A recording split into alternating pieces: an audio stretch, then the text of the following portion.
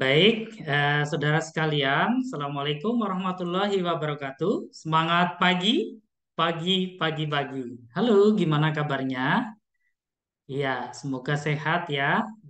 Gimana puasanya sudah lancar gitu ya? Oke, di sela-sela ngantuk, di sela-sela puasa, ya kita akan melanjutkan materi terkait dengan kuliah manajemen agribisnis perkebunan dengan topik yang sangat menarik gitu ya, sangat menarik. Nah, tentunya gimana ada kaitan dengan materi yang kemarin? Ada pertanyaan enggak? Ayo coba. Oke, silakan. Kemarin apa? Iya. Oke. Oh iya, baik. Oke, kita akan mulai dengan tema yang sangat menarik ya, dengan materi terkait dengan sustainability perkebunan kelapa sawit. Ya, ini materinya. Kemudian coba kami share ya. Ya, ini materi yang terkait dengan keberlanjutan eh, perkebunan kelapa sawit ya. Ya. Nah, keberlanjutan kelapa sawit ya, ini akan menjadi materi yang cukup penting untuk kita diskusikan dalam pertemuan kali ini. Nah, saudara sekalian, untuk pertemuan kali ini dengan topik materi terkait dengan keberlanjutan agribisnis perkebunan ya dan capaian mata kuliah ya, mahasiswa mampu menerapkan pemikiran logis, kritis, sistematis dan juga inovatif dengan sub CPMK ya. Mahasiswa mampu mengukur dan memahami urgensi, konsep dan prinsip keberlanjutan kelapa sawit. Nah, tentu bahan yang akan kita diskusikan adalah bagaimana urgensinya, regulasinya, skema, dan implementasinya. Ya, metodenya sangat beragam. Semoga menarik gitu ya, tidak ngantuk di sela-sela kegiatan dosen. Nah, kemudian tujuan dari pembelajaran ini mengetahui tentang regulasi bisnis perkebunan, mengidentifikasi sistem sumber daya perusahaan, tools, dan menyusun action plan. Nanti di akhir dari sesi ini ada action plan. Kita tahu bahwa perkebunan kelapa sawit cukup luas, karet, tebu, dan kakao. Oke, nah sebelum kita mulai kita refresh sejenak, ada video terkait dengan isu sustainability. Coba Anda perhatikan, kemudian nanti akan kita lakukan diskusi. Ya, ini dari WWF. Coba sekitar 5 menit kita akan mendiskusikan, mempelajari itu.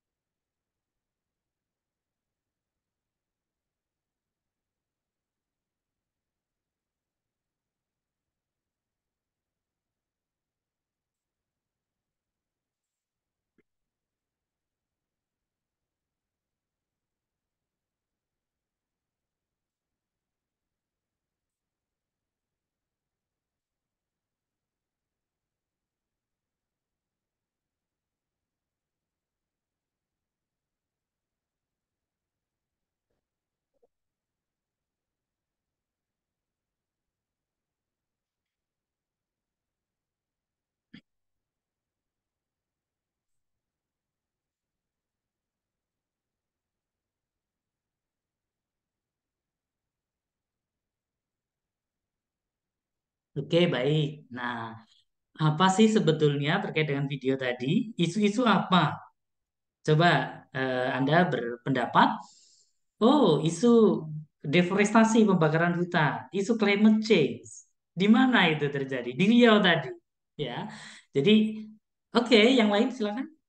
Oh ya, baik. Oke, betul sekali. Iya. Jadi isu perkelapa sawitan menjadi isu yang sensitif ya. Jadi apa what next? Apa manfaatnya dari video tadi? Manfaat sustainability, meningkatkan produksi betul, lebih daya saingnya. Oke, jadi harga-harga menjadi lebih baik ya, sehingga penting untuk sertifikasi sustainable palm oil.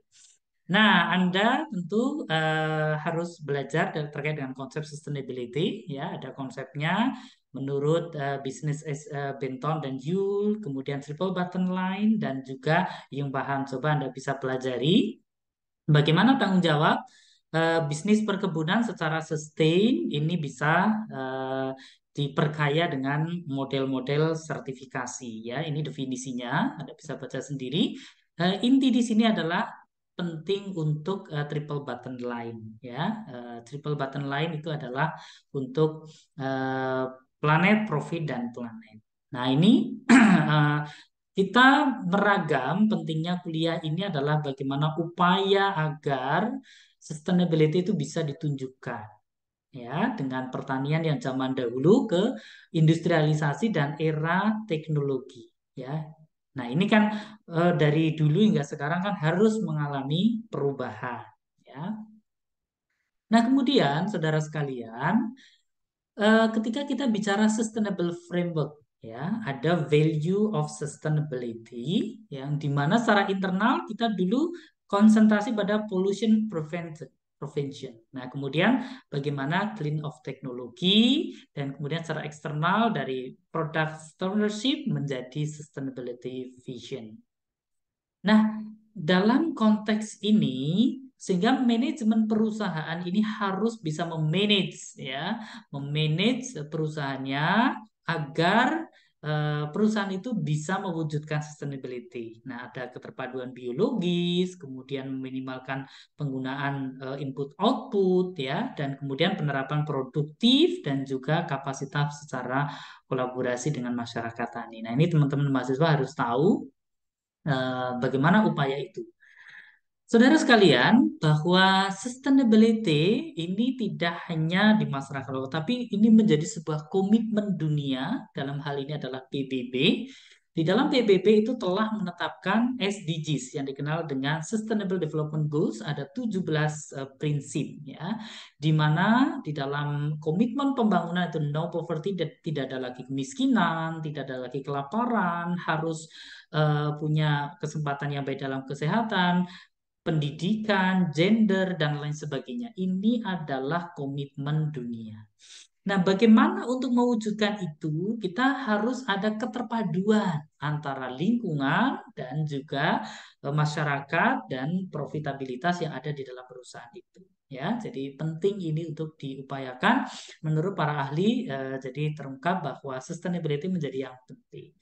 Dan filosofi pembangunan pertanian berkelanjutan, kita dulu ada trend of agriculture, fokusnya dalam konservasi lingkungan, kemudian pada site specific farming, dan kemudian sekarang pada sustainable agriculture. Dengan tujuan adalah culture, prosperity, dan environment conservation. Elemennya apa, saudara sekalian? Pertumbuhan ekonomi, betul. Pembangunan sosial, iya ini. Eh, dan kemudian konservasi dan juga pemerintah yang baik. Coba, menurut Anda mana yang lebih penting? Ya, semuanya penting ya. Oke. Nah, kemudian integrasi keberlanjutan dengan bisnis perkebunan. Nah, kenapa ini? Karena manusia tidak dapat menciptakan alam. Ya, manusia diberikan kemampuan untuk memperbaiki alam dan kemudian manusia perusahaan sebagai bagian bawah sehingga ada keterkaitan antara sosial, ekologi dan bisnis untuk menciptakan ekonomi yang baik. Nah, saudara sekalian, oleh karenanya pemerintah Indonesia telah menerapkan regulasi keberlanjutan bisnis perkebunan. Melalui apa? Ini dasarnya adalah di SDGs. Untuk produk-produk strategis, kelapa sawit, tebu, kopi, teh, kakao, dan juga karet. Ini punya aturan-aturannya.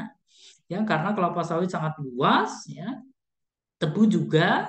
Nah, ini agar kenapa? Agar bisa menjadikan bisnis yang sustain. Kemudian standarisasinya juga ada. Ya, ini ada ketentuan Undang-Undang Perkebunan Nomor 20 2014 tentang sertifikasi dan standarisasi yang dari internasional dan ada rumusan berdasarkan dari KAN. Skema dan tools keberlanjutan, ya kita tahu tadi isunya deforestasi, kemudian gajah yang mati, ya ini kalau orang gajah mati atau orang hutan mati, ya sedikit aja sudah viral, apalagi di Uni Eropa. Nah kita tahu dan isu climate change ini ya, nah, ini menjadi lebih menjadi isu-isu terkini. Nah, untuk pertama adalah perkebunan kelapa sawit Indonesia kita luasnya sangat luar biasa. Kita nomor wahid, number one, ya, terluas di Indonesia. Ada perkebunan rakyat, perkebunan besar swasta, perkebunan rakyat, ya, dan negara. Ya. Produktivitasnya sangat tinggi, 3 sampai 4 juta ton, nilai ekspornya sangat luar biasa, sehingga menjadi penopang ekonomi dengan keterlibatan tenaga kerja langsung maupun juga tidak langsung. Nah, ini manfaatnya. Kemudian ada skema keberlanjutan, sertifikasinya itu ada International Certification, ada RSPO Rentable Sustainable Palm Oil, ada ISCC International Sustainable Carbon Certification, dan Sustainable Agriculture Network. Ini merupakan sistem skema internasional. Kemudian yang nasional, ada ISPO Indonesia, Indonesian Sustainable Palm Oil, dan Malaysian Sustainable Palm Oil ketika palm oilnya di Malaysia ya. Apa sih sebetulnya tujuannya? Ini mematuhi kebutuhan minyak nabati, mendukung harga minyak, mendukung peningkatan kesejahteraan, dan juga melindungi kepentingan sosial.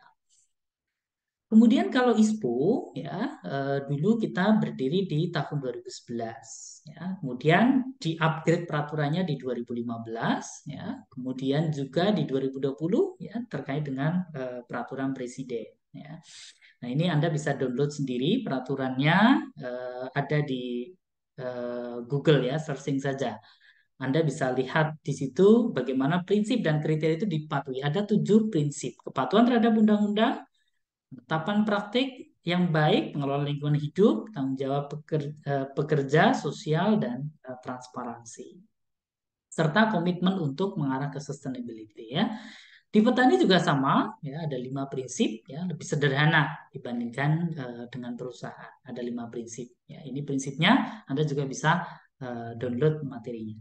Yang kedua adalah RSP Renewable Sustainable Palm Oil. Ini concernnya ya sejak 2004 ya terkait dengan high CV, dan juga ini ada supply chain-nya dari from seed to customer sampai kepada konsumen tingkat akhir, saudara sekalian, dengan hierarki hukum nasional dan hukum nasional. Prinsip dan kriterianya sama, ada 7 prinsip ya. SPO terdiri atas berbagai macam multi stakeholders dengan 7 prinsip ya terkait dengan bisnis yang etik, legal, productivity, respect community, support smallholders, dan juga condition serta prospek. Ini adalah mengacu kepada prinsip dan kriteria di 2018. Kemudian skemanya, ini Anda tahu bahwa untuk sertifikasi itu butuh skema. Untuk mewujudkan sertifikasi butuh skema dan kemudian disertifikasi oleh lembaga sertifikasi. Kalau lolos memenuhi langsung go. Kalau nggak lolos nanti bisa diperbarui kembali. Ya. Nah, kemudian ada juga tipe sertifikasi supply chain model. Ini adalah model sertifikasi yang berbasis rantai pasok. Jadi artinya kita hidup dengan kehidupan produk sawit ya, menikmati produk sawit. Nah, itu disertifikasi. Kalau masyarakat Uni Eropa mau mengkonsumsi cookies, ya itu cookiesnya dari mana? Oh, ternyata dari Riau dan lain sebagainya. Palm oilnya ya disertifikasi. Rantai supply-nya dari plantation, distributor sampai ke end user. Yang kedua adalah keberlanjutan untuk karet. Nah, ini ada indikatornya dari lingkungan fisik, sosial ekonomi, regulasi, dan produk. Nah, ini juga penting untuk melakukan ini. Kalau untuk tebu juga sama, saudara sekalian, zero burning, ya, emisi, ya, pembiayaan, regulasinya, dan produk akhir berupa gula kristal putih. Nah, untuk teh kakao juga sama, ada lingkungan fisik, dimensi ekonomi, sosial. Nah, ini adalah instrumen-instrumen keberlanjutan. Nah, kita perlu melakukan survei, identifikasi, ya, penyusunan program dan strategi, serta analisis biaya. Ini hal. Nah, kemudian untuk sertifikasi kopi, teh, kakao ini penting untuk bisa mengetahui dari seluruh sertifikasi. Ini modelnya dari RA, dari ECP, dari Friendly, Common, dan ISPO, dan lain sebagainya. Ini adalah sertifikasi yang dikenal di dunia untuk produk-produk. Implementasinya adalah bagaimana strategi perusahaan ini mempunyai model strategi, ya, dan kemudian punya peran dalam sustainability secara compliant, ya, stakeholder engagement. Dengan adanya sustainability maka engagementnya akan menjadi lebih baik. Kemudian kita harus mendrive pasar, ya, untuk menjadi pasar yang lebih baik dan juga menjalin hubungan yang lebih baik terkait dengan stakeholders dan marketnya. Kenapa? Karena produk kita dikonsumsi dunia. Ini saudara-saudara harus tahu, ya. Coba lihat, Anda harus tahu kenapa ini penting. Ayo, silakan berpendapat. Oh, betul. Iya. Oke. Ya, benar sekali. Ya, ini dan KPI-nya adalah perusahaan atau stakeholders atau pelaku usaha baik perusahaan maupun petani ini harus mempunyai aspek-aspek environment, social, economics, ya. Nah, ini para ahli telah memberikan eh, pendapatnya dan kemudian itu diadopsi. Nah, kebetulan saya sendiri bagian dari tim di pembuat peraturan di ISPO, ya. Ini juga mengadopsi peraturan-peraturan yang terkait dengan ini, ya. Nah, kemudian bagaimana persoalan yang ada, coba nanti Anda latihan per kelompok akan kita bagi. Kira-kira ada 5 kelompok, satu kelompok ada 6 orang, ya. Dan kemudian untuk memetakan Anda kan sudah PKL gitu, ya, sudah magang di perusahaan perkebunan. Apa sih sebetulnya masalah-masalahnya itu? Anda coba tuliskan dan diskusikan dalam kelompok, ya. Nah, kemudian ide atau gagasan Anda itu apa? Ya. Identifikasi potensi persoalannya dan penyebab masalah yang ada di perusahaan. Kemarin tempat Anda PKL dan identifikasi stakeholders-nya, ada rencana aksi dan kemudian dijadikan penyelesaiannya itu seperti apa. Ini model action plan-nya. Juga nanti Anda bisa membuat tabel terkait dengan logic framework analysis. Silakan Anda pilih model analisisnya seperti apa, ya. Dari sasaran, kemudian tujuan dan lain sebagainya. Nah, ini adalah implementasi strateginya, ini penting dan kemudian kita akan melanjutkan diskusi. Mungkin sampai di sini ada pertanyaan. Oke. Iya, baik. Oke, terima kasih pertanyaannya, ya, menarik sekali, ya. Anda juga harus melihat bagaimana peran produk sawit di Eropa. Bagaimana harganya? Wah, Anda tahu sendiri, ya. Kemarin harga minyak goreng naik, protes, ya. Kemudian harga CPO jatuh, wah, petani kasihan. Anda membela siapa? Oke, silakan Anda lihat diskusinya, kemudian ini frameworknya, kemudian ini persoalannya, dan kemudian penetapan sasaran. Oke, demikian yang dapat saya sampaikan. Kita lanjutkan untuk pertemuan selanjutnya. Anda bekerja kelompok dan kemudian kita akan nanti diskusi di next pertemuan. Nah, conclusion dari aspek ini bahwa sustainability ini penting, saudara-saudara, ya. Sustainability ini penting dan kemudian sustainability ini menjadi bagian yang ada standar-standarnya, sehingga Anda sebagai generasi muda harus mau dan mampu melihat dan menganalisis itu. Dan kemudian berbagai produk-produk, kenapa sustainability? Karena produk kita itu untuk masyarakat dunia. Jadi Anda harus tahu untuk itu, ya. Dan kemudian Anda berlatih untuk menemukan problem dan persoalan yang ada di lapangan dan kemudian hal-hal yang terkait dengan sustainability. Baik, demikian yang dapat saya sampaikan.